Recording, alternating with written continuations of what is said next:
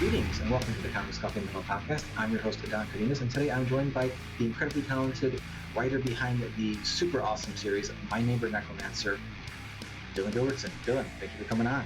Hey, thank you so much for having me. I was stoked that you had availability when I asked for it. Thank you so much for squeezing me in.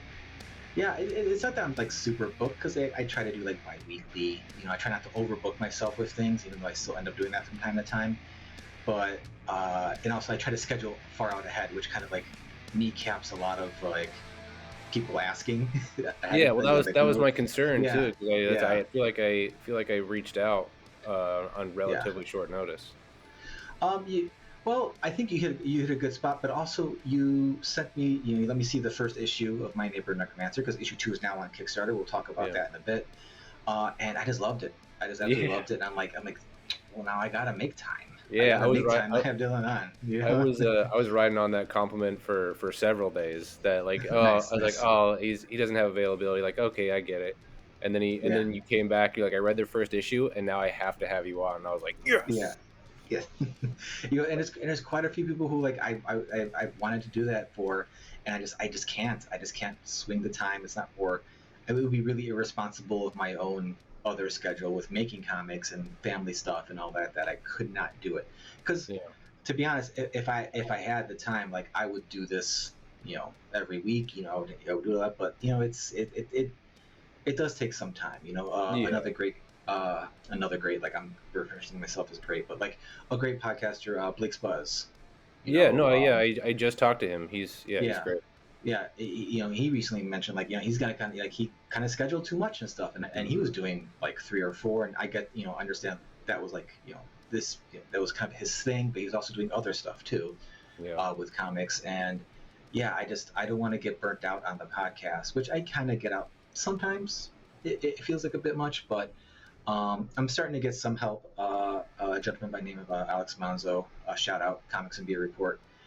He's going to be, or has been, kind of helping me out in the back end of things with some video editing stuff and Oh, stuff like nice. that. So kudos to him for like, you know, taking even the smallest amount of like pressure off of it. But yeah, I'm looking forward to like developing that so we can get more stuff and get more awesome creators like you onto the show, because if I can even get just one person to back the book, I consider it a win. That's a big win, Um, yeah. and not to toot a horn in any case because it has zero to do with me, but I kind of have a record of like no one who has been a guest on the show promoting their Kickstarter has not met their goal. Oh no, the So, pressure. Oh so no. I have no doubts that My Neighbor Necromancer 2 will reach the goal. It's a amazing. The first issue was superb. Oh, thank you. Jason's work on there and Luca's work on there are just top notch, awesome stuff, and Yeah. I'll gush all about that later. Yeah, okay. But All right. first things first, Dylan. Comics, coffee, metal. What are you digging right now? In order, I'm always digging coffee first. All Um, right. yeah, yeah. Yeah, there's a coffee shop next to my work called Common Ground that I've been working here for a couple of years now, and I just found it like a few months ago, and Mm-hmm. I slowly became like, not too long ago I was a dude who was just like, yeah, I'll buy a can of Folgers and I'll just Yeah. ride that for a while, and then someone was like, you got to start grinding your own beans, and I was like, I don't need to do that. I don't need any of that stuff. And he's like, just try it, and I tried it, and I even after I tried it, I was like, this ain't that great. And I just kept Yeah. doing it, and I just kept doing it, and then I went back and tried Folgers, and I was like, I can't do Folgers anymore. I just slowly became a coffee snob. I think, yeah, I think it's less like, hey, you're gonna enjoy the coffee so much more, as opposed to like, come be miserable with us, Yeah, because this is the only way you're gonna enjoy it now. If you I had know. Yeah, to make it that much more extra effort into it. yeah, right. Yeah, like we gotta wake up and like the process of grinding your beans in the morning. Like Yeah, sometimes it's kind of therapeutic. It's just kind of nice, but sometimes like I don't want to do this right yeah, now. I just want yeah, to be energized. yeah. I Um, used to grind a few days. Like I used to grind, let's do like maybe 2 or 3 days ahead. So it's okay, yeah, still better than it's sitting pre-ground in a bag in a grocery store for weeks on end. yeah, But ever since we got a newer grinder, it's kind of been like that has its own like where it's a little bit fancier than ones we're used to, but it's still fairly cheap. Mm-hmm. Probably the cheapest burr grinder you can get. It's coffee. I think is it KitchenAid or coffee? Not Cuisinart brand. And like it's real simple or whatever. So, and it has the little hopper in there, so you can like just put the beans in the night before or whatever. So I'm not typically an early person, but due to having 2 kids and trying to make sure I'm not like uh, putting it off too much during the day, I've gotten used to getting up like at 4:30 in the morning to go to the gym. Oh yeah. At least a few days a week, maybe usually 3 days a week, and it's well, I'm not a huge fan of it. Like I'm just kind of used to it, but it's kind of developed that routine for me though. So like I'll go and then I'll come back home right before everyone wakes up. I'll be home. I start the grinder, start waking everybody up. let's go. Yeah, right. And I put the coffee on and all that. So grinding every day has kind of become that, become part of the routine for me. And I'm really one of those people who are like, I hate having routine, but I know it's the best thing possible for me to be productive in any way, shape, or form. I just can't. Yeah. I can't not do it. My wife has somehow gone her entire life. She doesn't drink coffee, and she doesn't dose herself with caffeine at all in the morning. It'll be like she's addicted to Coke, but not, I mean Coca-Cola, not cocaine. Yeah. But but she'll wait until like late afternoon before she has her first Coca-Cola. Like I just don't understand how a person can exist without having some caffeinated beverage or substance before that. She must be a higher form of being than the rest of us, because it's just like, because as much as I love coffee, like I do have those times where I'm like, maybe I should just stop drinking coffee.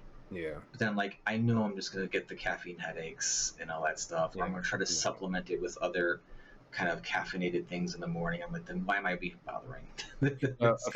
My doctor's not telling me to do it. Why am I trying to do it now? Yeah, right.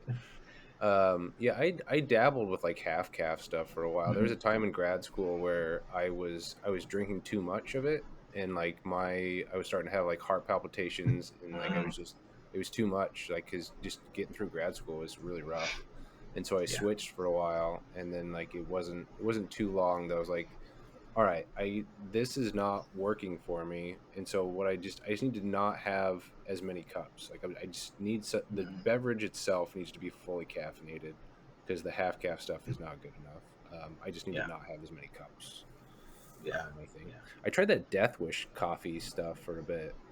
I don't know if it was placebo effect, or if it was, I mean, if it's just incredible marketing, or if it's legit, but like I can't do that. Like there's too much. It felt like it was too much when I tried it. I was considering messing around with it, because especially since like Zach Wild had his Valhalla blend or whatever with them or something like that, and I'm like, okay, that'd be pretty cool. This is like back in, I want to say this is back before I started doing the podcast. I believe it was like 2019, maybe 2018. I was doing a library show, and this guy comes up to my table, and he's just like, and I was still like had like Comics Coffee Metal as my little brand or whatever, but I wasn't like doing a podcast. And we're just chatting about coffee, and he was like all decked out in Death Wish gear, like the hat. He had like the metal battle vest, but he had like the Death Wish Coffee's patches and a shirt, and he's just going on. I'm like, so you like Death Wish Coffee? And he's like, yeah, man. He's just going on. It's like, it was obvious that he loved Death Wish Coffee, even if he wasn't wearing everything, just by how it's like he seemed like he was going to vibrate through the floor at one point. And he was just going on this whole thing about like how his coworkers know if he hasn't had his coffee yet, and just because like he's a completely different person and whatever. And I'm listening to all this, and I'm like, I don't think I want to try this. This seems like a dangerous thing. It's not. Yeah, it's. I think I read somewhere. I think that it wasn't nearly as caffeinated as they claim, but I don't know. Having tried it myself, like I don't know. It seems fairly legit to me. The only experience I actually have drinking any of it was I had a coupon for like a free like Death Wish like coffee drink, like one of the canned ones. So I'm like, oh, let me try this, whatever, like iced coffee or something like that they had. Right. And then I took one swig of it, and it was like just foul. And I'm like, Yeah, this well, is I not can't do for me. canned coffee in general is gross to me. Like they've Yeah, like the canned Starbucks ones and the canned like yeah, the yeah. I don't I know can't. I the can't. Bird Rock ones and stuff. Like Not. they're just I don't know what Yeah. it is. They're just not good. The aluminum in the coffee, like even like coffee in like metal thermos containers, like Yeah, I don't care for it at all. yeah, It it's took me weird. forever to find like like a travel cup that wasn't like metal lined, because I'm like, yeah, Yeah, you want it warm for a long time. No, I don't want that. yeah, Um, yeah, and yeah, it's gross. And I think most of it, well, not most of it, I think part of it was like the artificial sweetener they use, because some of those like yeah. I, I don't really jive with a lot of the artificial sweeteners. They don't really like They're tough. hit They're me really right. hit or miss. Yeah, and especially with coffee, like it becomes so apparent in Mhm. coffee that it's yeah, it's rough. But Real quick, who remind me? I apologize. The name already slipped my mind. Who is it you were yeah, saying about the Death Wish guy? I Your friend? oh no, I don't know the guy's name. He was at a he's this guy who came up to my table at a show, at a Oh, library okay. show. Oh, gotcha. Yeah, Yeah, yeah, yeah, yeah, gotcha. yeah. I for some reason, my mind was like thought I don't know. For some reason, I think probably because you said it was at a show. I thought he was a comic artist that did it because Oh no. I remember. I think I found out about Death Wish when Greg Capullo was like pushing their Oh stuff. yeah, yeah, Yeah, I was, and yeah, so I yeah. was I'm wondering, sure. like, I wonder if Death Wish just like started. Who there was a was it Rootless Coffee that's in might be in Michigan, in Flint, Michigan, maybe. There's a coffee company out of Michigan who would hire artists, comic artists, to do the That's designs Rootless. for their bags. Yeah, and so like there's That's like a what I'm drinking comic. right now. Yeah, That's my yeah, go-to. nice. Rootless Yeah, is my yeah, that's go-to. it. Yeah. And so I was wondering if Death Wish did the same thing, but I don't know. No, they don't. Yeah, yeah. Capullo was definitely on the Death Wish train for because, and also because he's a huge Zach Wild dude. Yeah, There's like yeah, all the like Zach Wild guitars and stuff, and he right. shreds in his own right. But like, yeah, Rootless, they've hired plenty of buds to draw bags and stuff like that. That's one of those things like I want to put off on my checklist of like things to do, like not necessarily just with them, but it's like to design a coffee bag, you Yeah, know, very cool. uh, to do something like that. And Yeah. uh, My favorite one is the comic book Yeti one that they had. That one, that coffee was great, and I loved the bag for it too. The bag was sweet. I yeah, wanted it on a T-shirt. I think they might have sold T-shirts for it for a while. I think I missed out on it. oh, they might have.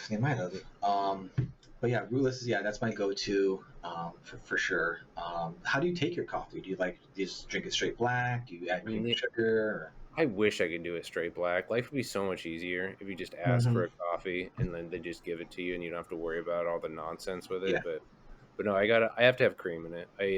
yeah. I like the when I'm at home, I do the like just like coffee mate, some like French vanilla is my Okay. go-to. But if I'm anywhere else, like for whatever reason, like cafe coffee, I won't be able to do the coffee mate in it. It doesn't taste good. It's only homebrew that I like it in for Hmm. some strange reason. It's very weird. But other than that, it's just like a small amount of cream, something to take the edge off of it a little bit. Yeah, yeah, yeah, yeah. I swear I'm not a snob about these things because like I don't.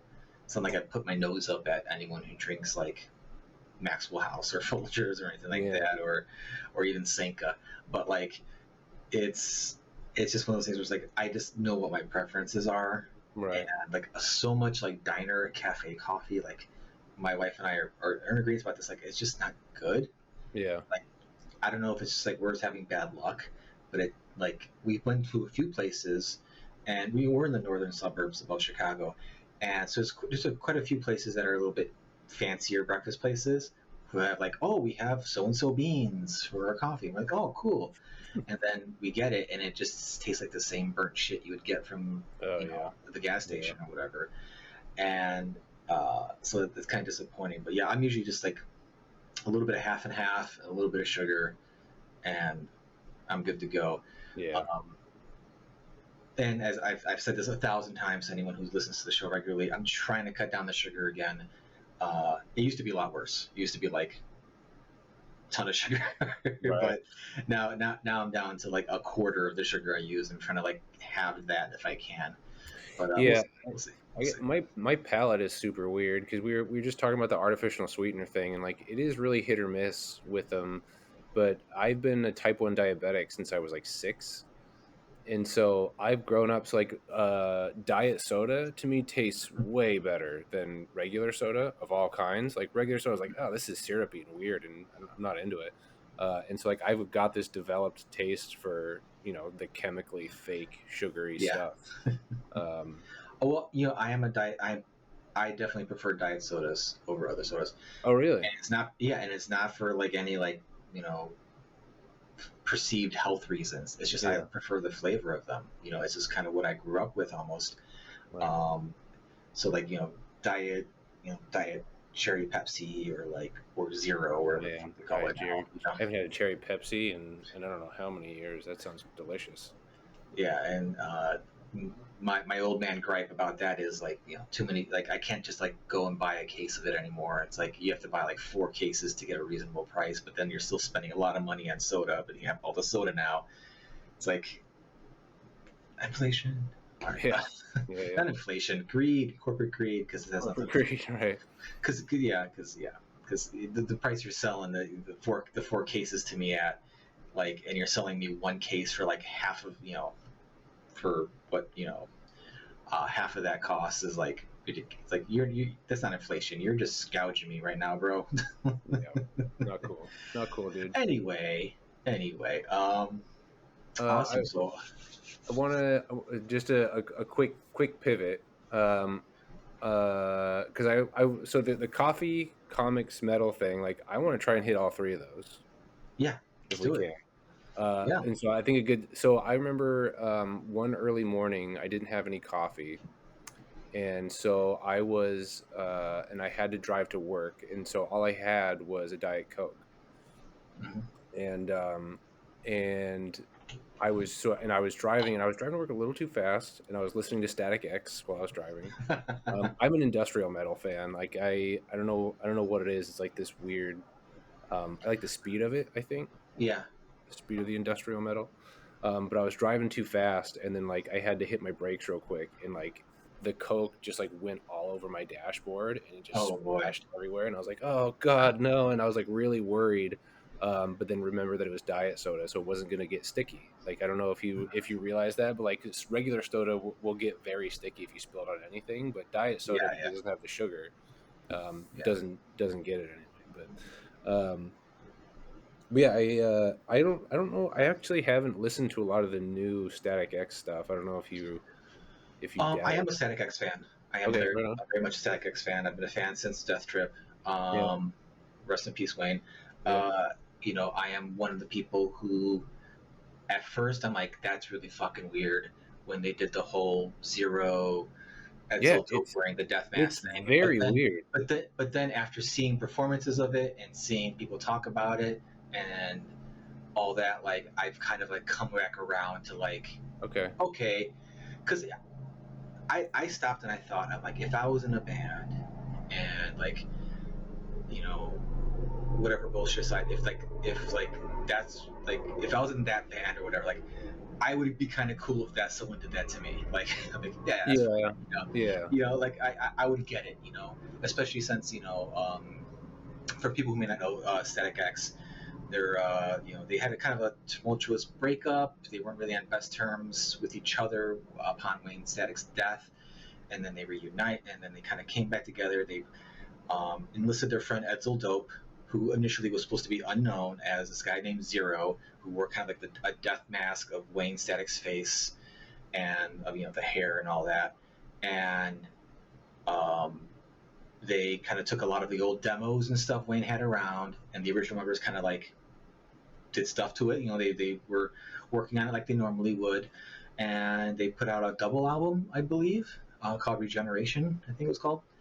And Edsel sounds a lot like Wayne. He can do the Wayne okay. stuff pretty good. How long ago was that they put that out? Because like, Oh, they started that in 2020. They put the first one out, okay, I think, in 21, and then the second gotcha, one came out, I think, 23. gotcha. Um, Yeah, I just started recently because I was super into Static X like in high school and in college. Yeah. Like Death Trip and Cannibal are great. And then I sort of fell out for a while, and then just at the gym when I needed something to run to, and so Yeah. I started getting back into it, and then realized that like I haven't listened to a single thing since Wayne passed, and so like I have no context for how good it is or even what it's about. I mean, it sounds like Static X. It sounds like Yeah, Static X. It's still Wayne singing. It's, from his vocals from his demos or yeah, whatever unreleased recorded stuff. Um, some people speculate that maybe there is some of Edsel's singing in parts here and there, okay. but Yeah, um, what's his purpose if he's not doing vocals? Is he just like a hype man? He just he, runs around and live, jumps around? live, Okay, doing it gotcha. live. Nice. Um, and I wanted to see they came in town in February, I want to say, with I believe Seven Seven Dust. Dust? Yeah, I think they were doing And tours. I I'm like almost went to the I'm like Boston show.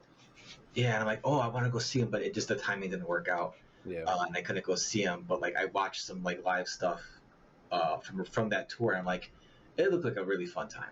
yeah. But yeah, I'm definitely down with Static X, and I think yeah, if you like Cannibal, I mean, if you're down with the stuff from Cannibal, like the newer stuff, like it definitely is more Wisconsin Death Trippy, Yeah. but it has a lot more of the quote unquote maturity of like maybe Start a War or something like that, because Okay.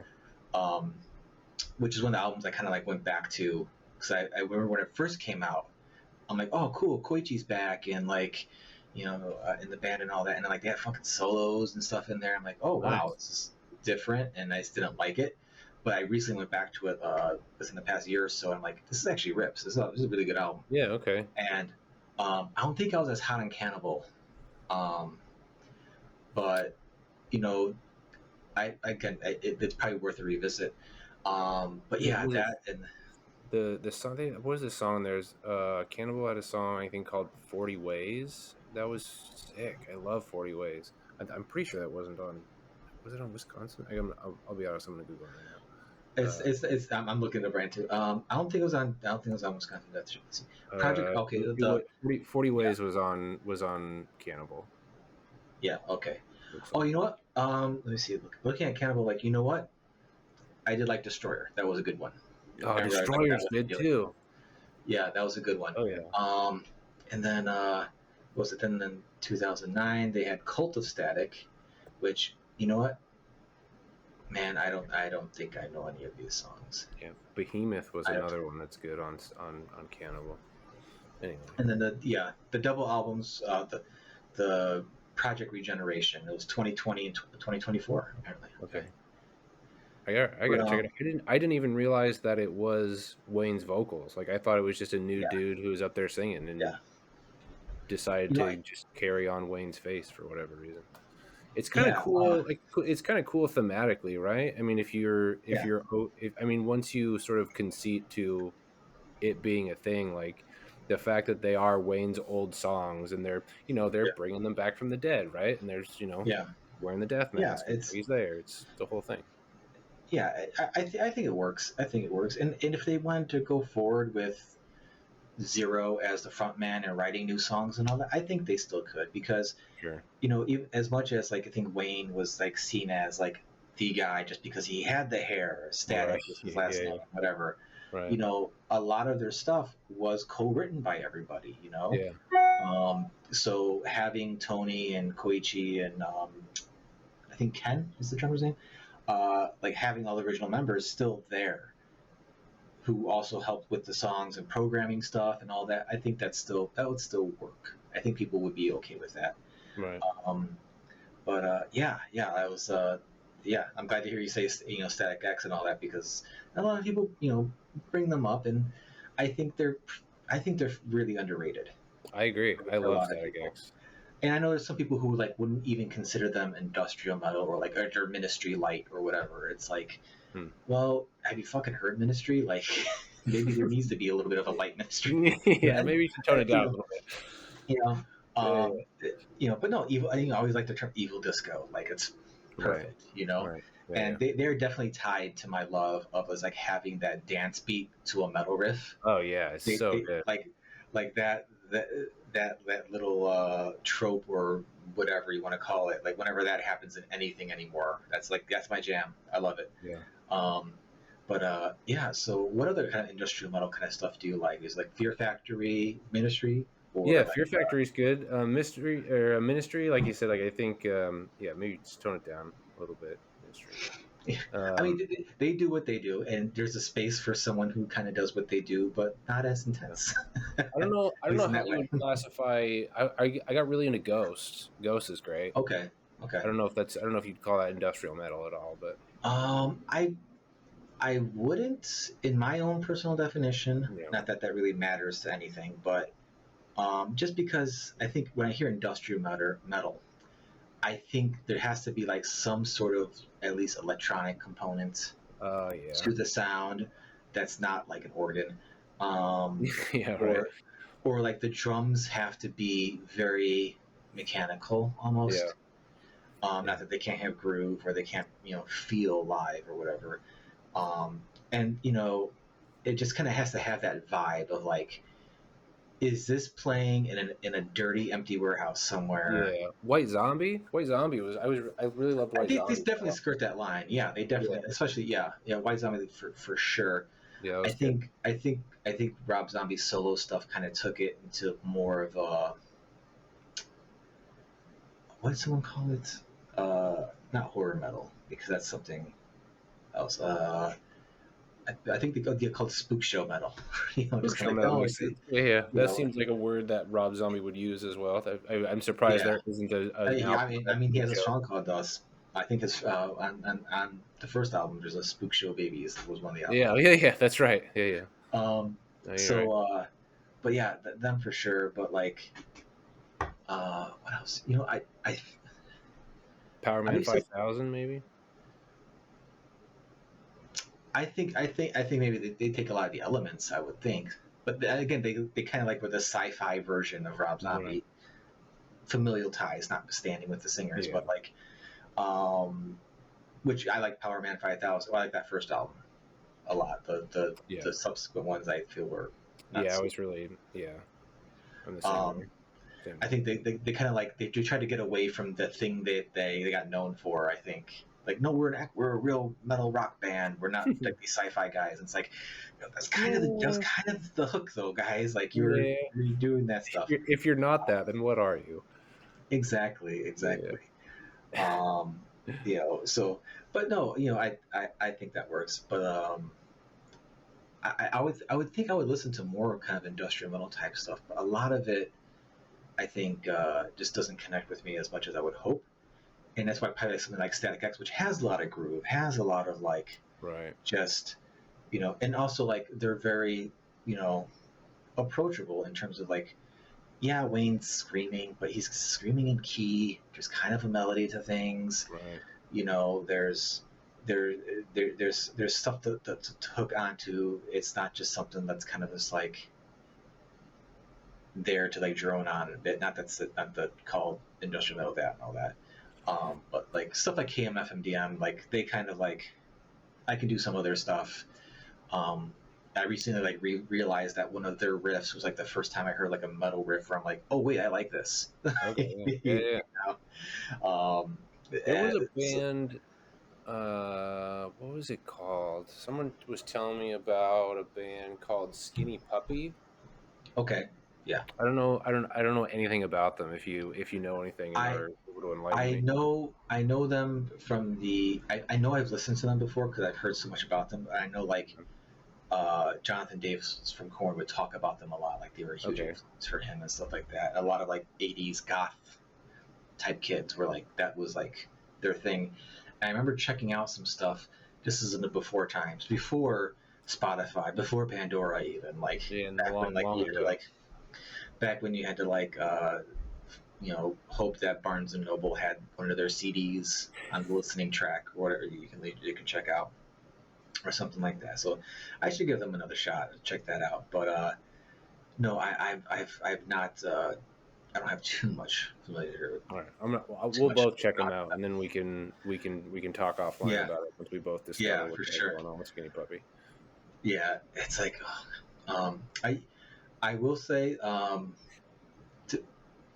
to acquiesce to the Ministry talk and all that, the Static X put out like a B-sides album at one point, where a bunch of covers and stuff like that, and they did a cover of Burning Inside, Oh, Ministry track, with Burton C. Bell, okay. doing like split vocals with Wayne, and That's cool. it is like one of my favorite like covers ever. Like it's Oh man, just, I gotta look that up. you know, and all respect to Ministry, because like the original of that is good too, but like this is like this is almost like when, you know, the Metallica doing Turn the Page. Like, yeah, the original's great, classic. Right. Yeah. This is better though. This is kind of better though, you know, or at least it feels better to me. What was the B-side album called? I think it was I don't know if it's I'm looking on iTunes here at their albums, and I don't see it showing up, so I don't know if it's available anymore. I think it was called Beneath, Between, Beyond, or something like that. It's the internet. It's got to be out there, right? It'll be. I mean, just go to YouTube. Just do, you know, Static X Burning Inside. It's really great. You know, because you got Burton Bell doing his thing on there. I'm gonna keep this on the tab so I can listen to it when we're done. Yeah, yeah, it's definitely one to add to the running mix for sure. Cool. But yeah, that's just one of those things. There's a band. You know what? I don't know. Let me see, because there's a band I kind of like happened upon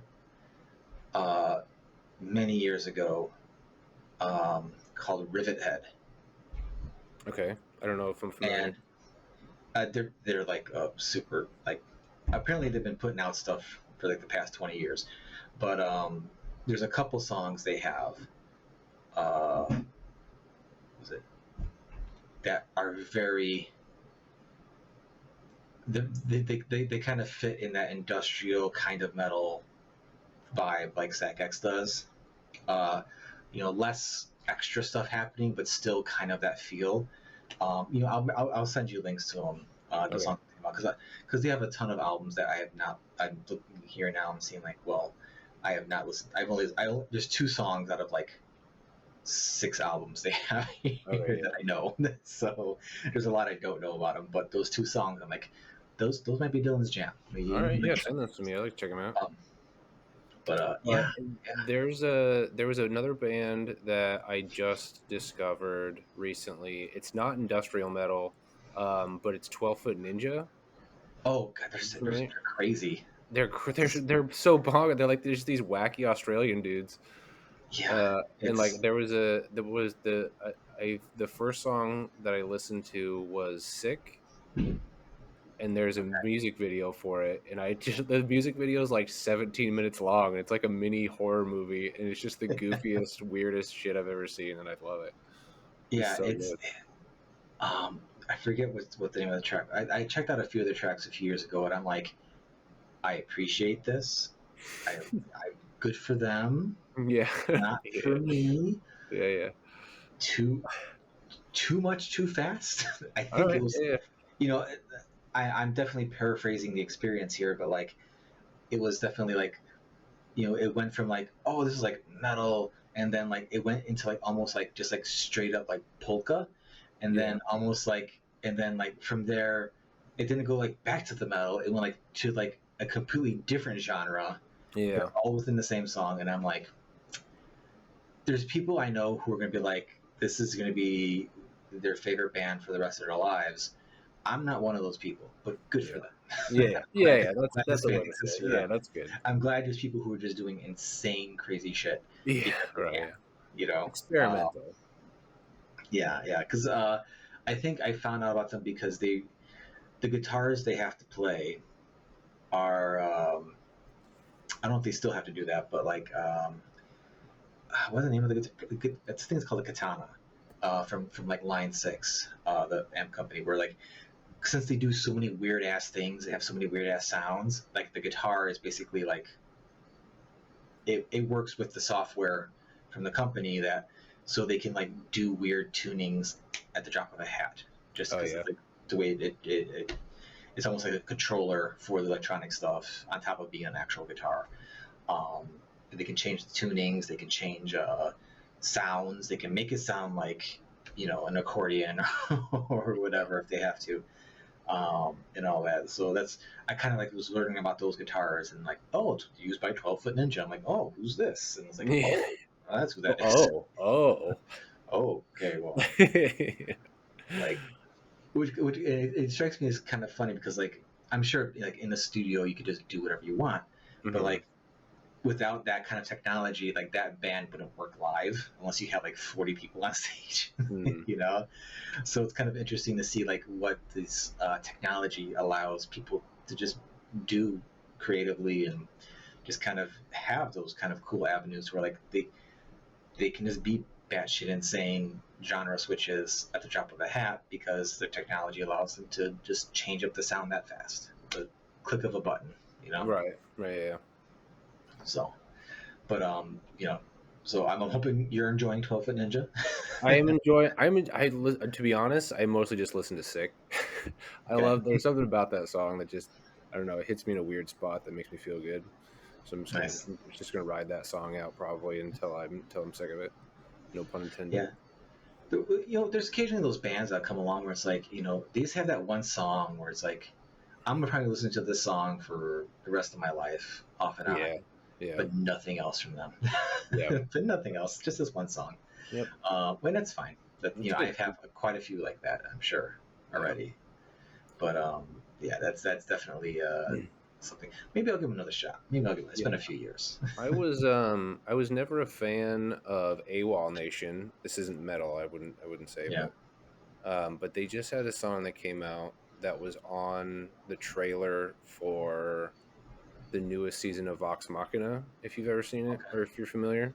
I'm familiar with it. Oh, I've never seen it though. But it's but the song's called Bang Your Head, and like it just, oh my god, it's such a jam.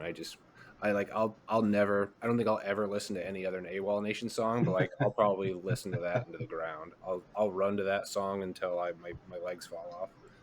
Nice. It's so good. Uh, Um, well, I think we got metal pretty well covered. yeah. Unless you got some more you want to talk about, because I don't want to cut you off if you do. But Let's do another graceful segue into comics. I was digging. I haven't read it yet because I don't think it's out yet. But there's a book coming out that's drawn by Alex Schlitz, who's a great friend of mine, called Hysteria. okay. Hysteria is a book um, Oh yeah, the Def Leppard book. co-written by Phil Collin and Elliot Ralph. Okay. Yeah, it's a Def Leppard book, and so it's about a front woman for a band inherits her father's guitar, and like the guitar like talks to her, and like basically makes her this successful guitarist, and then shit hits the fan.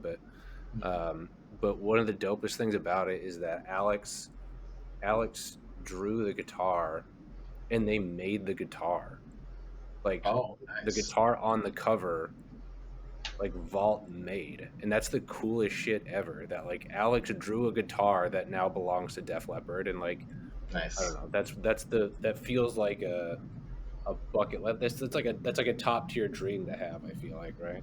Yeah, yeah, for sure, for sure.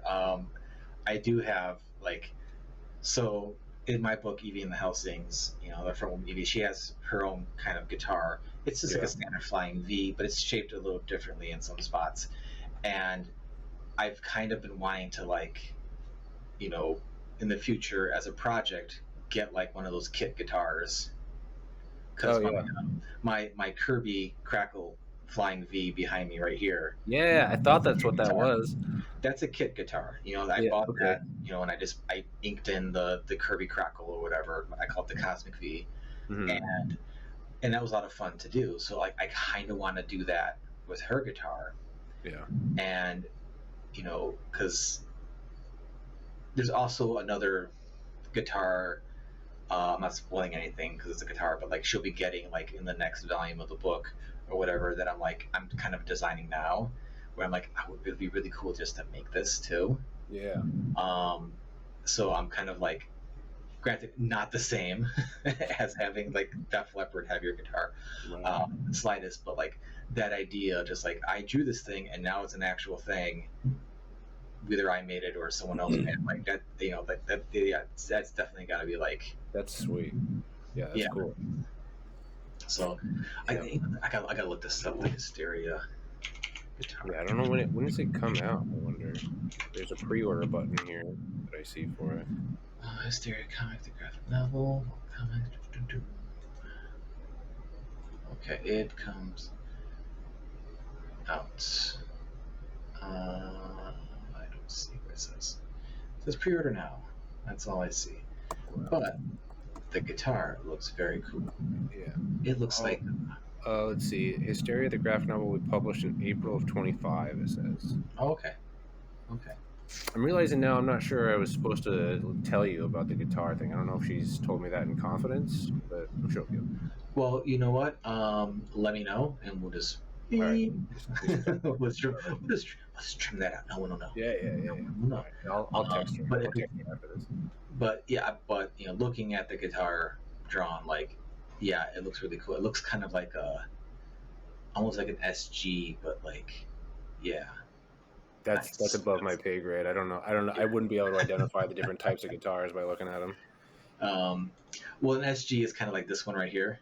Okay, yeah. Like I can see that. Horns here, right? And then like that it has a big, but it also looks like the body is bigger overall, which looks really cool. I feel like between Def Leppard, I mean, I haven't read Hysteria. I presume it's going to be good. I want it to be good.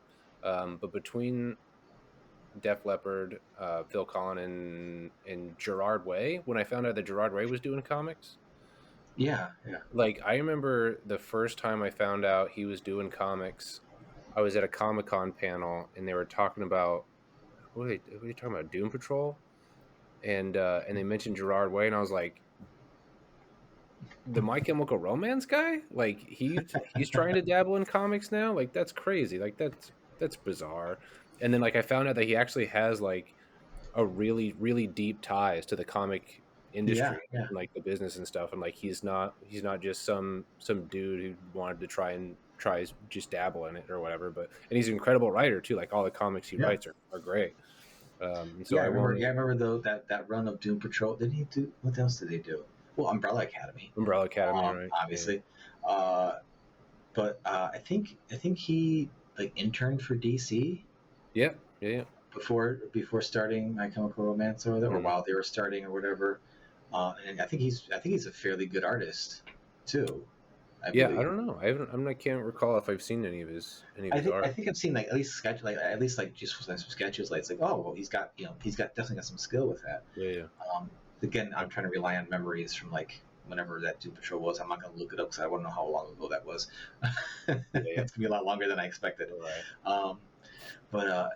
Yeah, it's kind of cool to see some like the music ties with stuff, because even like someone like Chris Daughtry, like, he's an artist. Yeah, right. Granted, like Jim Lee did like some heavy lifting on some like cover he did or something, but it's like he still has that crossover of like comics and music and stuff like that. And that's one of the most fun things about doing this show is like just having all of us have those crossovers. Either if someone is just either a huge music fan or just an actual musician, so on and so forth, and just finding those ties with comics, just because there's a lot of, I think, parallel creative enjoyment between making music and making comics. Oh, absolutely. Yeah. So like when I write so part of my writing process for comics is like I'll just, like, I don't know, a scene, a random imagined scene will come into my head, and like I'll like get so emotional about this fake scene that I've constructed in my head, and like I was like, I feel so attached to this. Like when I wrote Sweetheart, it was this woman was trying to defend her son from this monster outside, and she was just screaming at it. She knows that she can't defeat it, and so instead of like actually trying to hit it with a baseball bat, she just screams at it in like this impotent rage. And I was like, I feel so attached to this right now, and I was like, I need to find out what happens before. How did I get to this imaginary scene, and like what happens immediately after this? And then that became the entire series of Sweetheart. And like that's sort of, I don't know, like music is kind of the same way, right? I've never written music, so this is all kind of speculative on my part. But like music itself, I think when people write music, it's got to come from a place of like intense emotion, especially like Gerard Way, like he does his Yeah, emo music, right? And so that's sort of the name of the game. But and your job is to put words to that emotion and try and express yeah, it in abstract ways that people can still identify with, yeah, and like that's what comics is, and it's great. And so yeah, I for I sure. can easily see the transition there. Yeah, it's and just for the and I've kind of like touched on this on a few previous episodes where it's like the thing about love about comics and more specifically metal with music is that you can incorporate so many influences from so many other things Yeah, into that thing, but it is still that thing. You can put all the pop influences you could possibly have into a metal song. Someone's going to listen to it and be like, "Well, that's a metal song." You yeah, know, you can put all these cool genre influences, movie influences, whatever, into a comic, but it's still a comic. yeah, Like it, it seems impervious to becoming, you know, it's impervious to not being. Uh, where am I going with this? You can't not make it that. Like yeah. you can't, you It's can't take a incorruptible. comic, even if it's a bad comic. Like it's still a comic. Yeah, Even if it's a bad metal song, it's still a metal song. It's still yeah, got those things that where someone's gonna say this is metal. Like even if you classify it's pop metal or it's a horror comic, still comic, still metal. comic. Yeah, And you know, I feel like there's not a lot of like other things that can kind of do that because like you can't really do that with like movies. You can't like incorporate as much different kind of influences and kind of like just ways of experiencing them and still have it be a movie. Like I remember when the whole like choose your own adventure thing was like popular on Netflix again. Like oh the yeah, like you know what was that? like Like they had that Black Mirror Black thing. Mirror to Skin, not Skinamarink. It was, I can't remember what it was, Um, but yeah, I know what you're talking about. yeah, yeah. There's a Black Mirror movie or whatever. They had like Yeah, what are you gonna do?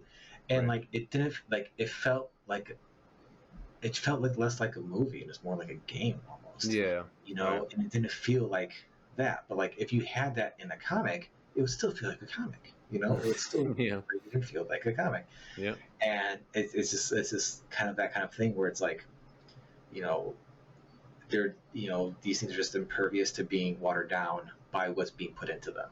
They are always going to be what they are, yeah, and that's why I love them. That's why I think it's great, and you know, and that's why I love putting the two together. yeah. I think yeah, it's like it's almost like a weird form of alchemy, right? Like, but the Yeah, end product is always that thing. Like, you take all these ingredients, and they can be any ingredient.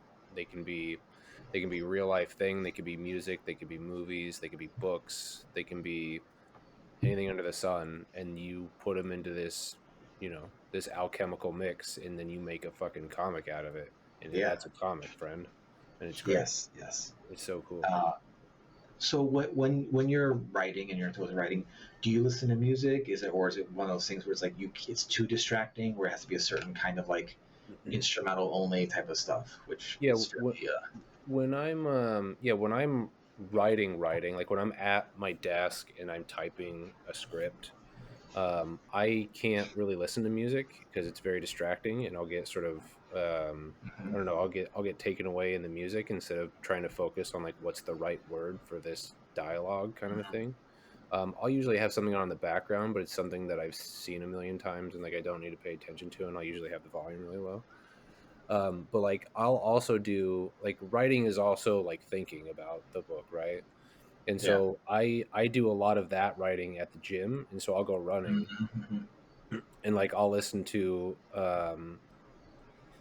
like a lot of like Static X, or I'll listen to a wide variety of things like The Academy Is, or like Motion City Soundtrack, or um, uh, what was I just listening to the other day?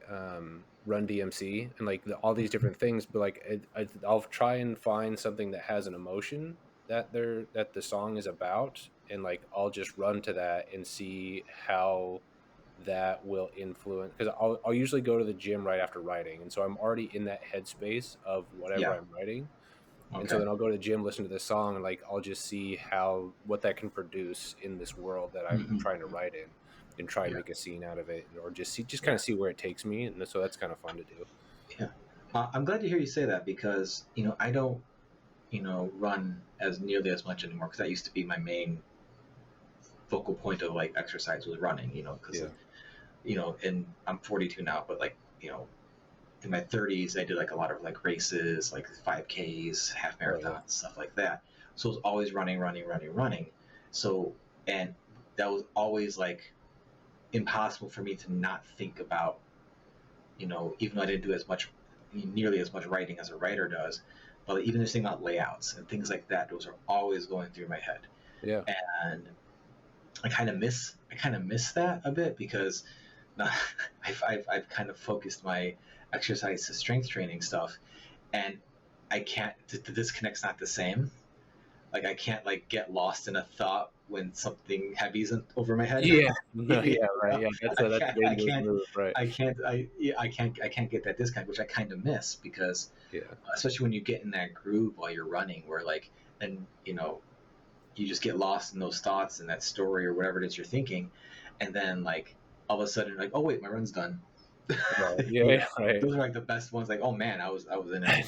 yeah, Um, but yeah, I get so it. like I'm glad to hear like you have that experience as well because that was like one of my favorite things. Like it's like one of the only things I could think of like at the time actually that would really like motivate me sometimes to Yeah, this. it's sometimes the only thing that makes running tolerable.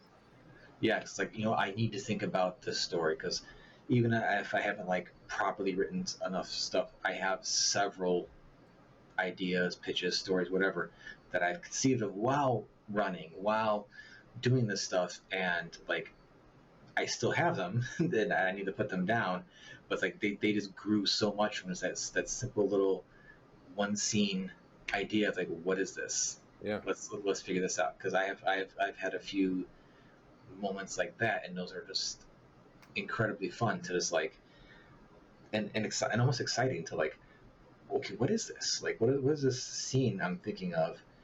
And there's one in particular, if I think of it, I'll tell you after we're recording that where I'm like I thought of this scene and then I'm like, oh man, I need to actually write this, and I've actually written it, but I just haven't gotten a chance to like actually draw it and all that. And yeah. to tie it into My Neighbor Necromancer, I sent it off to your editor, the good Oh, old Michelle Abinator, yeah. who has been, I think she's been on this show 5 times now. Holy Um, cow. Okay. uh, she uh, she plowed through the reappearance rankings because she's been involved in so many great projects with other people. She was coming on with other guests and all that. Yeah. I don't think I've had a proper episode of just her on, so we'll have to make sure that happens. But Yeah. I was pleasantly surprised to see on the Kickstarter for My Neighbor Necromancer 2 that she's the editor Yep. because she's awesome and she's great. And uh, before I start gushing about the book issue 1 and we start talking about issue 2, let everybody know what is My Neighbor Necromancer. Yeah. My Neighbor Necromancer is kind of a graveyard Studio Ghibli type book. And so it's about this young girl who stumbles into the wild world of necromancy, and then has to learn to raise the dead to save the world.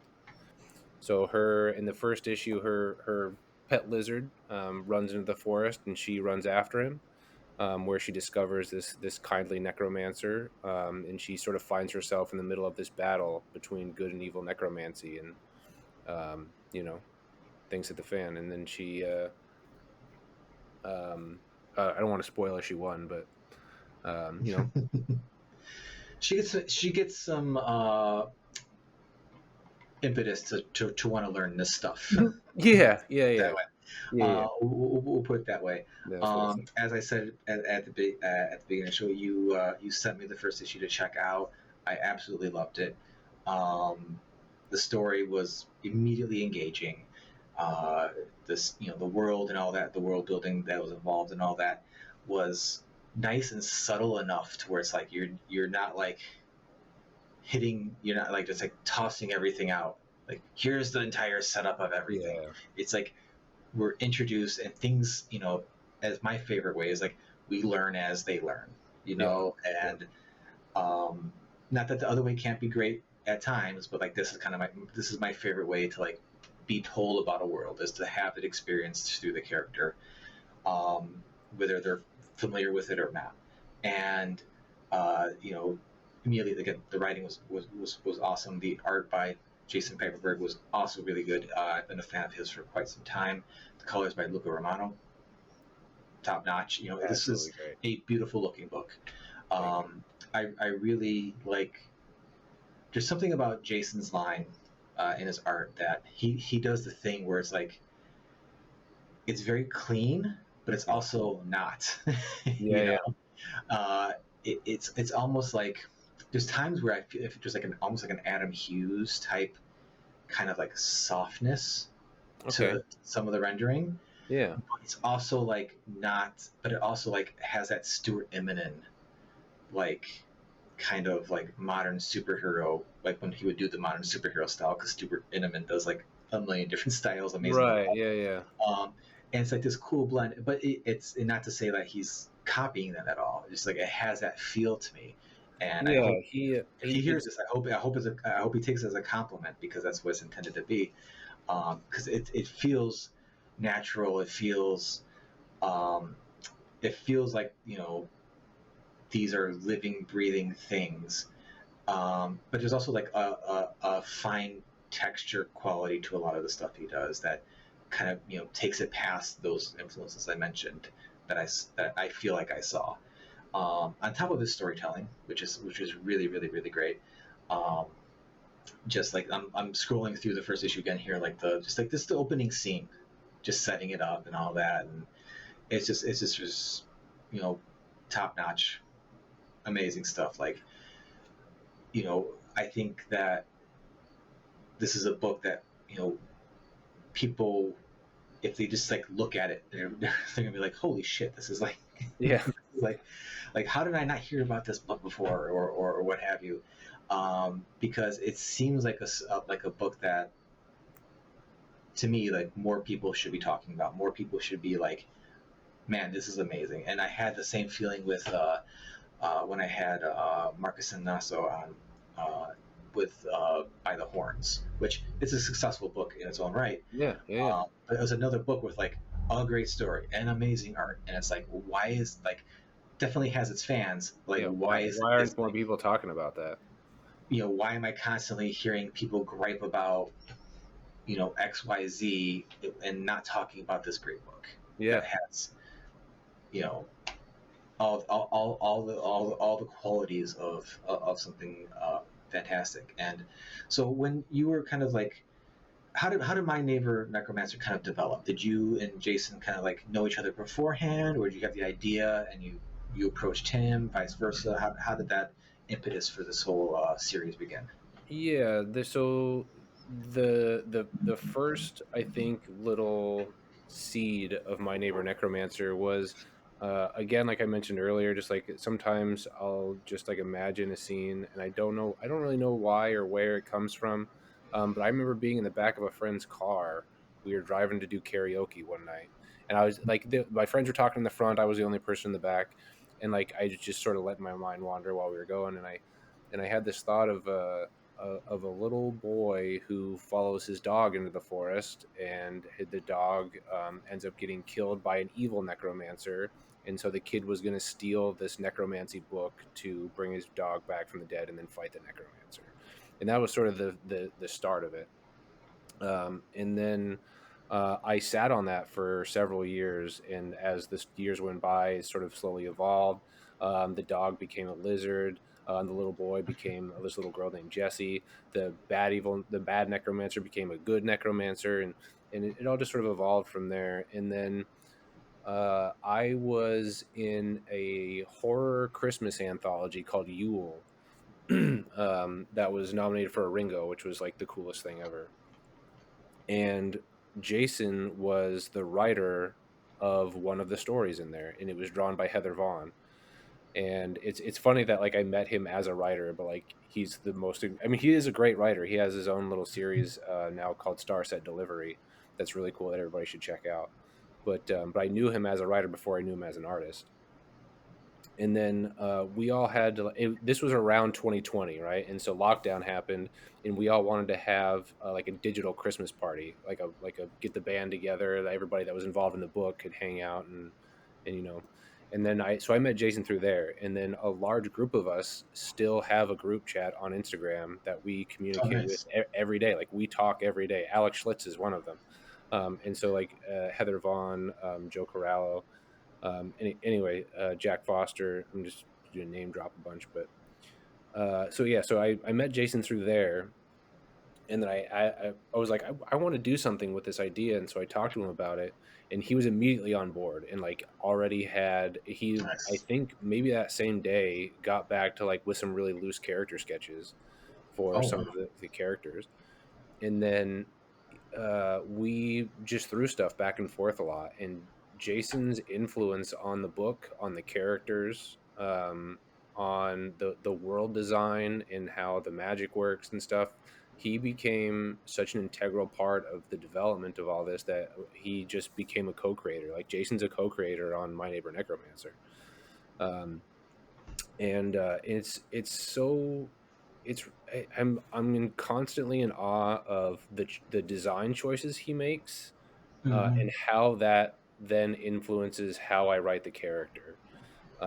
Like Jesse Jesse became sorry, the pet became a lizard. Jesse's best friend became a lizard, because that was one of the things that Jason drew. And then Jason was like, I don't know if this is going to work though, because lizards, especially flying lizards, are incredibly difficult to take care of. Like they're like you need to know everything about lizards to successfully keep a lizard, this particular kind of lizard, alive. And I'm like, that works because Jesse's best friend is this lizard. She will do anything for this lizard. That's like central to her character, is that she loves this lizard more than life itself. And so we're like, that speaks to her character, that she'll learn these things. So if you look in one of the first panels of issue one, like she's got a big book of lizards, and she's got all these different things in her room that she's basically learning to take care of this thing, as difficult as it is, because it's important to her. Yeah. And then that becomes this emotional crux when things happen down the line, when Bibbits becomes in danger. You start to really feel that, and like that wouldn't exist if like Jason hadn't suggested this lizard. Anyway, so like yeah, he's I love everything that he does, because it just makes the story better. Everything that he does. Awesome. Awesome. I'm so glad to hear that because that's my favorite thing about, just comics, at least working on comics, is that collaborative effort. That you know, you have this, and then he does this, and then you're like, wait, okay, now I can do this, and Yeah, back and forth and back and forth. And as much as I've gushed about his art style already and all that, yet the design work is really fantastic. Like just the simple things. Even just Jesse's outfit, or like the design of uh, the dueling characters at the end. Like they're so different, but yet also feel so natural to what's already been like developed with everything. yeah, And I absolutely applaud him for that because it's incredibly difficult. It is incredibly difficult to like because you would think like it's kind of oh, it's fantasy or whatever, like you can just do whatever you want, but it's like no, there's like either doing not enough or too much, and like yeah, everything really straddles the line there.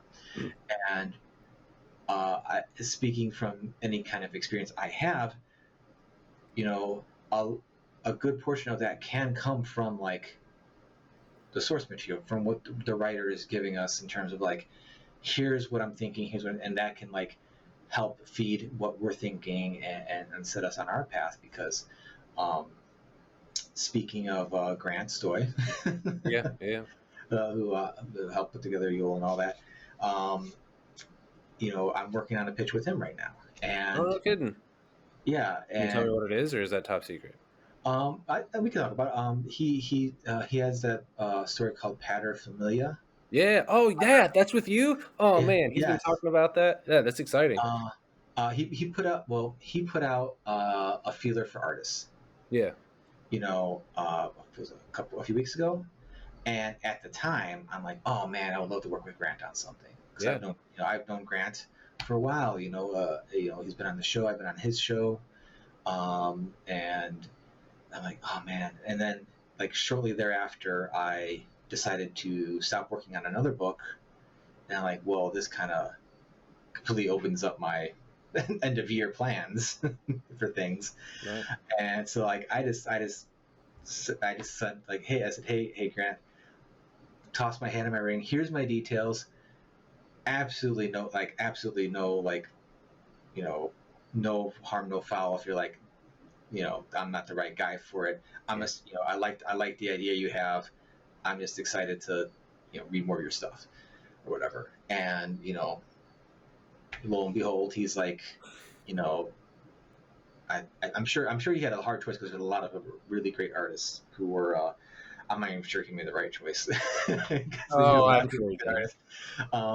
But no, but like and this the stuff he gave, like really like drove what even my own initial thoughts were like about the story, just from like the simple description he had out there. I already had ideas of things, but then after reading his fleshed out more ideas, I'm like, oh no, wait, this goes in this like. It was a lot of exciting to like build off of what he was giving, and so I'm definitely not one of those artists who are like, oh, writers they got it easy or whatever. I know it's fucking hard. I've tried it. It's hard. you know, Yeah. and to even to kind of convey what you're trying to get across and all that.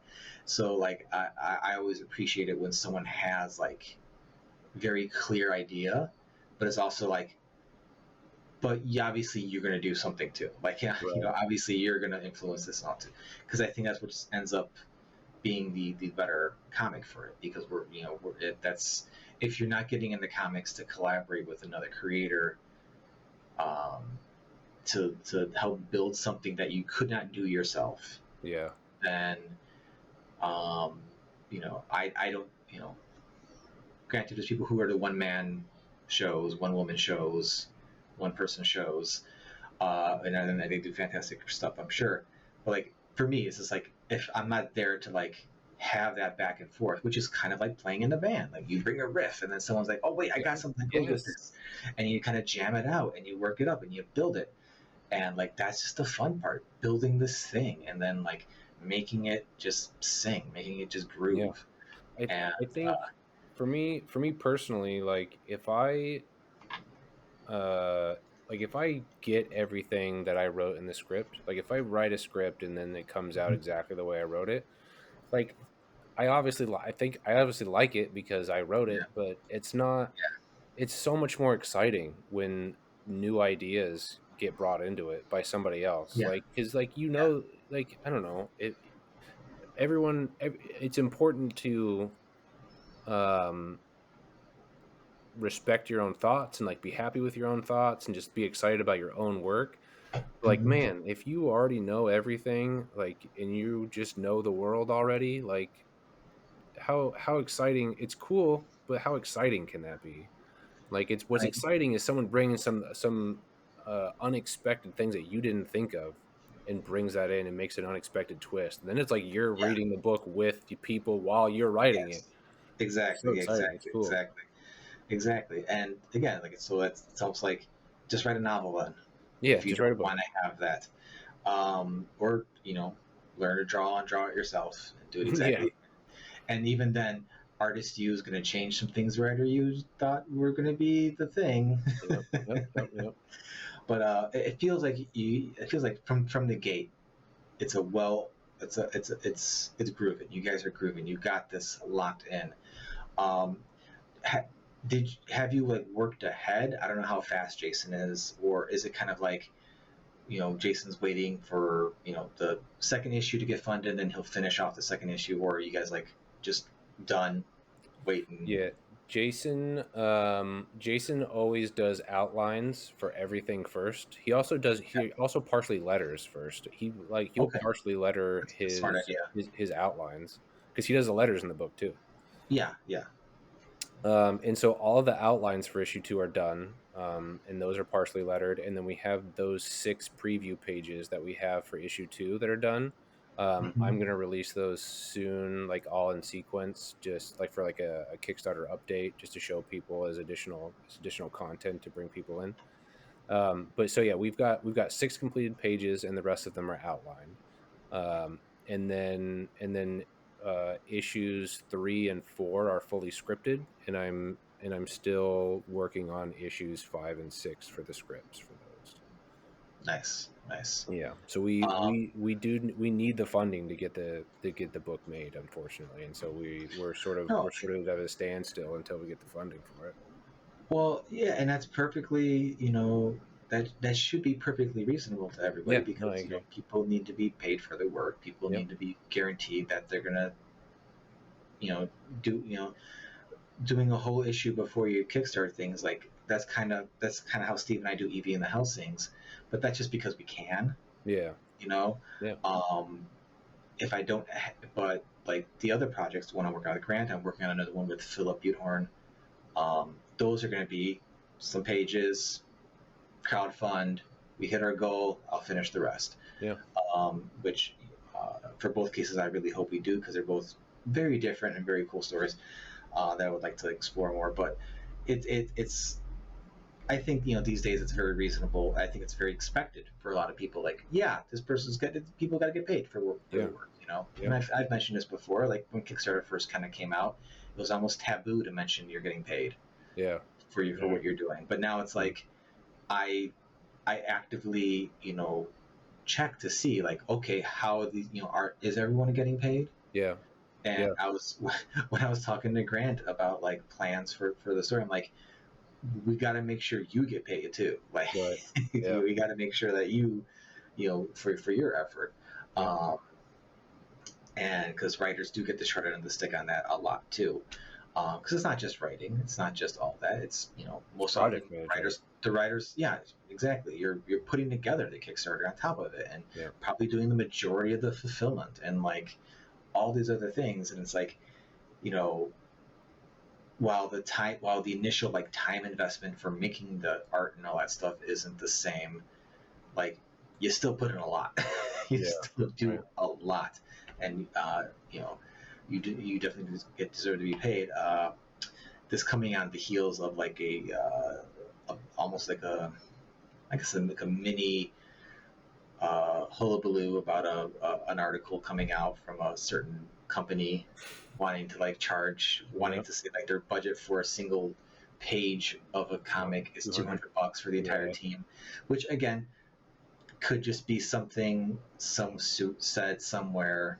That doesn't mean, because there's been plenty of creators who work for that company who have like Yeah. Yeah. refuted that's what's happening to them right now.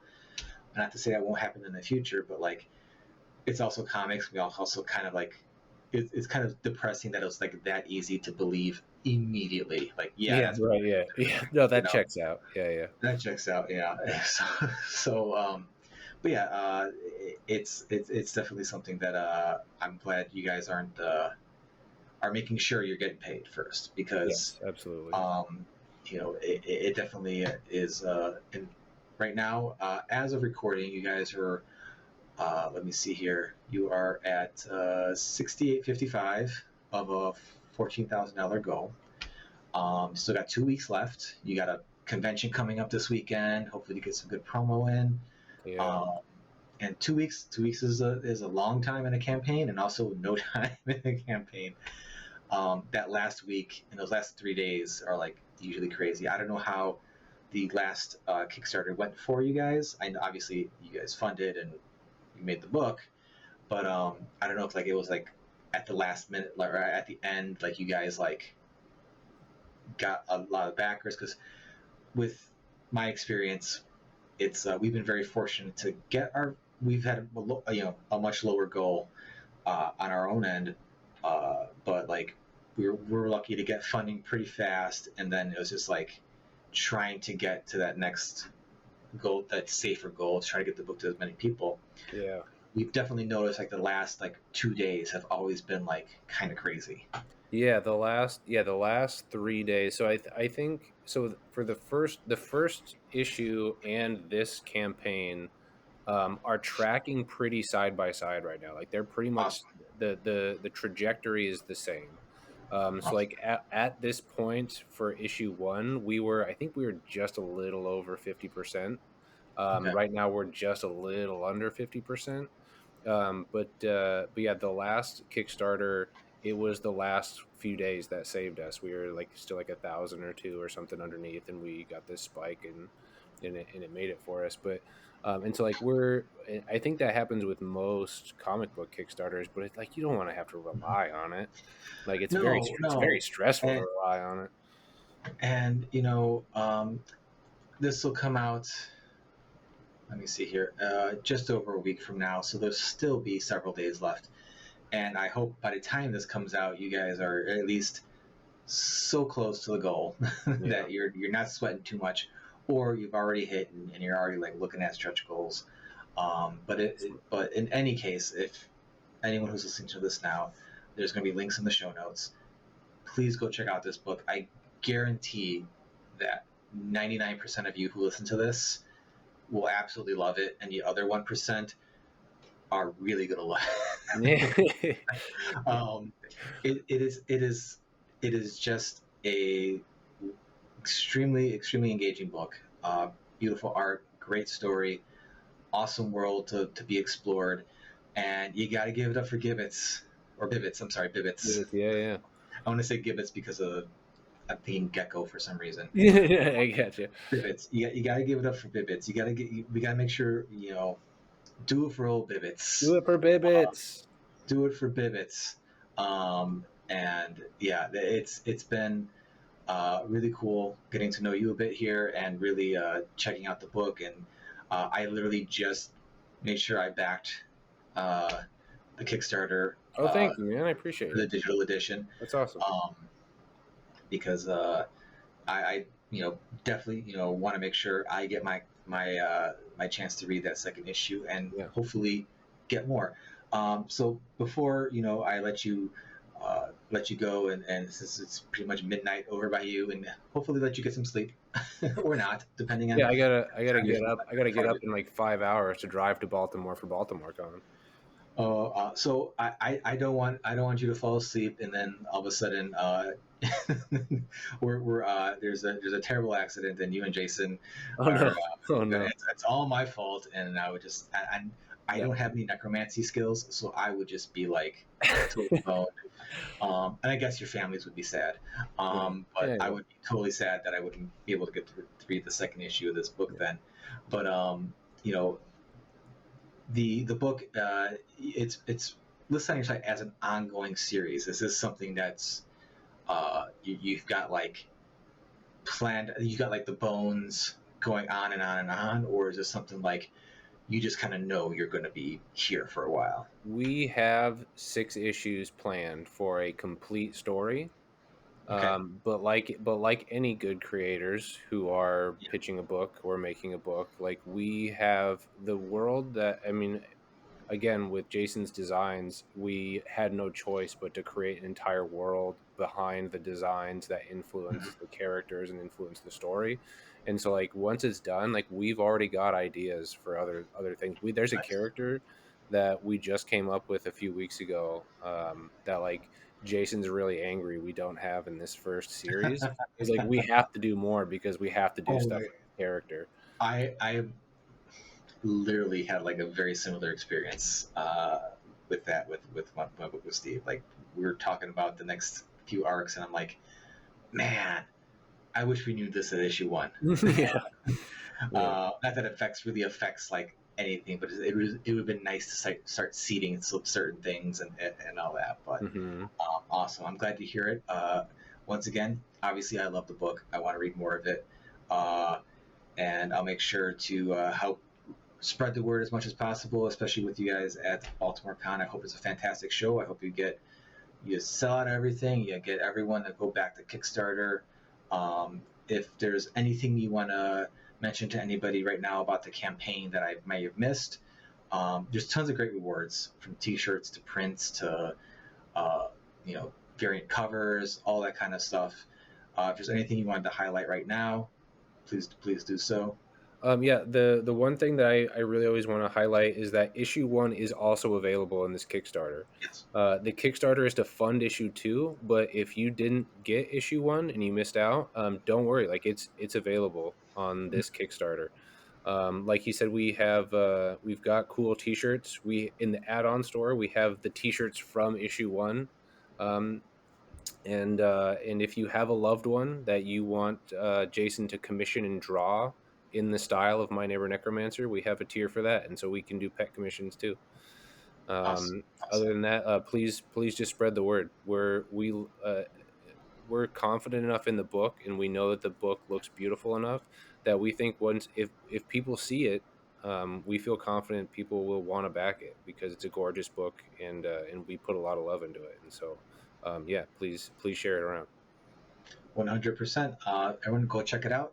There's going to be links to everyone's socials and the Kickstarter in the show notes. Once again, Dylan, thank you so much. Thank you.